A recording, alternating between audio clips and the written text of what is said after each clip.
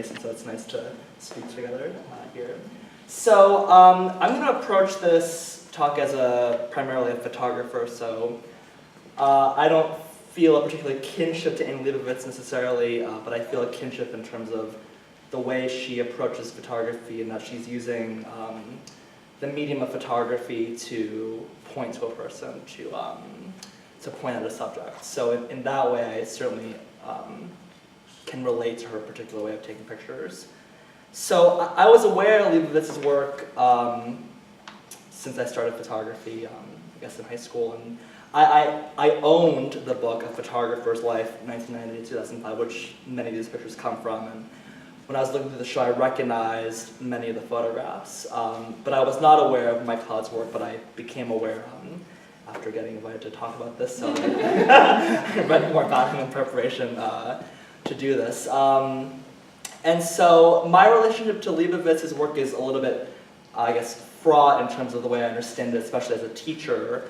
I teach at a high school and a college, so many of my high school students really love Leibovitz's pictures, and I have a few undergrads who really like her work too. And I don't like her work anymore. I don't like her work because as Stephanie said, it's about celebrity, it's about the subject, it's about getting famous off of the subject, which is not negative. She makes a lot of money, a lot more than I do, frankly. So, that's good for her. And so I guess I don't like her work necessarily because it deals with a celebrity subject in the frame that doesn't necessarily point, for me at least, to content beyond knowing the subject. In other words, in order to get to the content of a picture of George Bush in his cabinet, which is one of the pictures from this book, from Leibovitz's book, her book, you have to know the narrative of what happened during the Bush administration. Or, for example, a picture of Uma Thurman, like in this piece over here, you have to kind of know who she is. So my problem with Leibovitz is that you need to know the subject in order to understand the picture, and I think that doesn't approach or deal with the power of photography the way I understand it, at least. So as a viewer of Cloud's work and the collages, I've been thinking about his relationship to artists, his relationship to photography, his relationship to the education of art. So in one of the interviews, I believe in Art Forum, he writes, "My goal as a student was not to adopt what they taught me, his teachers, but to gain critical distance from it and then come back to them with what I thought was an addition." So he's trying to update the traditions that he learned as an art student. And so to me, I think of this work as kind of taking ownership over Leibovitz's practice as a photographer. Not that he's a student of hers or was a student of hers, but I could feel her direct influence, obviously, in these works. And I also thought a lot about his relationship to photography and photographers, particularly female Caucasian photographers. And one of the Vimeo talks or the YouTube talks, he mentioned that he often worked with work from Leibovitz, Diane Arbus, and Mary Ellen Mark, who did not mention by name, but who he referenced in one of the talks as a female photographer living in America, photographing in India. And I think that that book was called something, I forgot the name, whatever. I've read it already. But anyway, I was fairly certain he was talking about Mary Ellen Mark. So part of his discussion of these photographers was, in reference to Mary Ellen Mark, the idea of objectification. So Mary Ellen Mark, for example, her photographs in India, she would take pictures of these people who were different than her, who were basically the other and other. And so I guess Cloud was arguing that that Mary Ellen Mark would objectify these people in these photographs, and that Cloud's argument was that painters don't do that anymore. Painters aren't objectifying people in the same way. He referenced John Curran, who photographs people who look like him. He referenced Ken Wiley, who paints people who look like him. And so that tradition in painting, according to Cloud, is lost, which is different than the traditions in photography. So I'm interested in all those issues and how I could, as a viewer, learn the opinion of Cloud and his interest in these photographers, in Leibovitz as a photographer, through the way he paints and makes work. So I'm going to talk about the two pieces out in here in front as big pieces and also the smaller pieces out there. So we're going to take a little walk with me, if that's okay.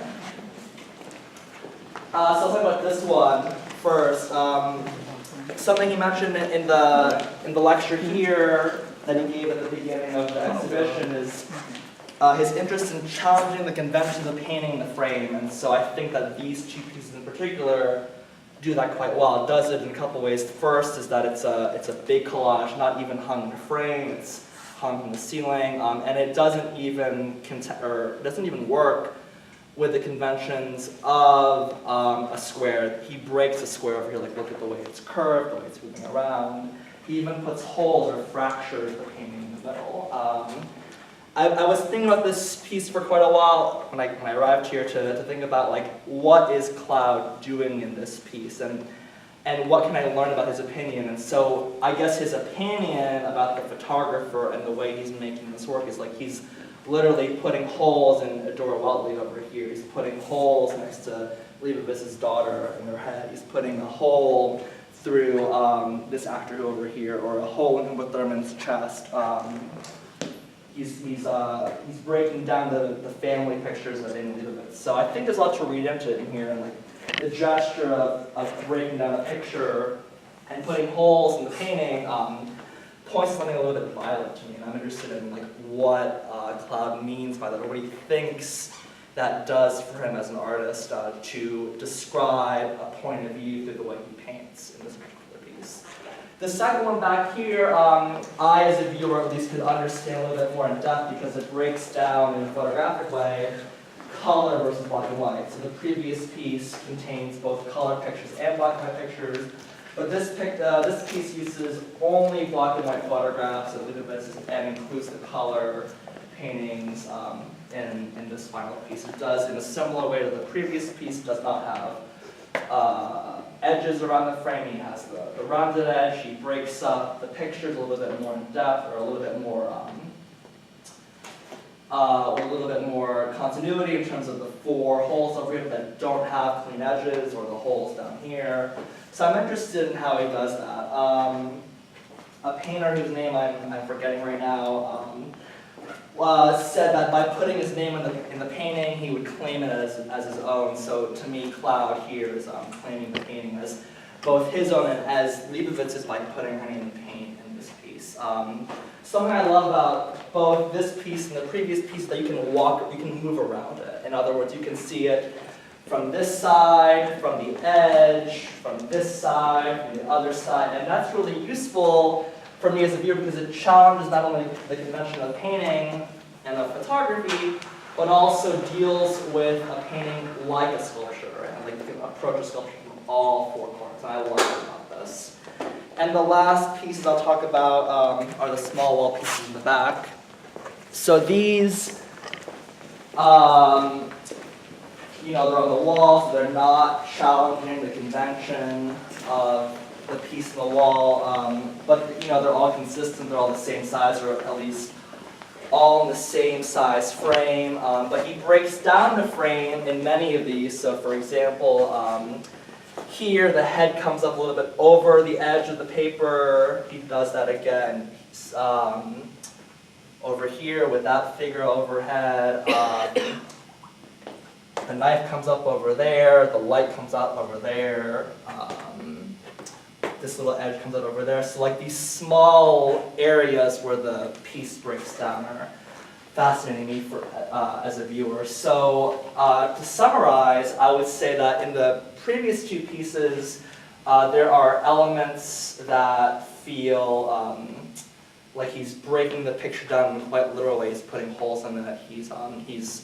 He's puncturing a wound in the painting. While these are a little bit more consistent are more consistent in presentation, but he breaks down the symbolism or the subjects in the pictures, Leibovitz's pictures, to build new worlds. So he gives Jack Nicholson new legs. He gives Brad Pitt a new eye.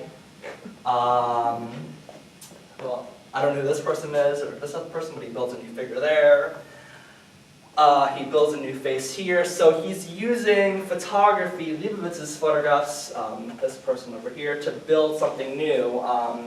And in a way, I feel like this particular work also deals with the issues in Leibovitz's work too, which is that she's mixing color and black and white, which is absurd to me as a teacher, because I'm like, why isn't there more consistency in a big book like that? So I feel like that this work, to me, points out the issues in her work a little bit more pointedly.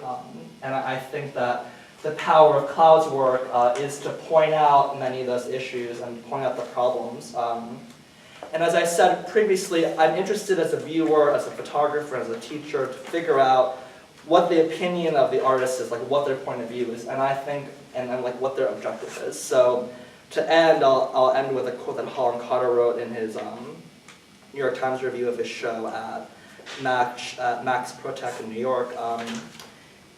Holland Cotter writes, "And while I can claim no clear idea of what he's driving at, as in like Cloud, I really like the way he drives, fast but in control, making lots of turns, and constantly leaving the highway for less traveled roads."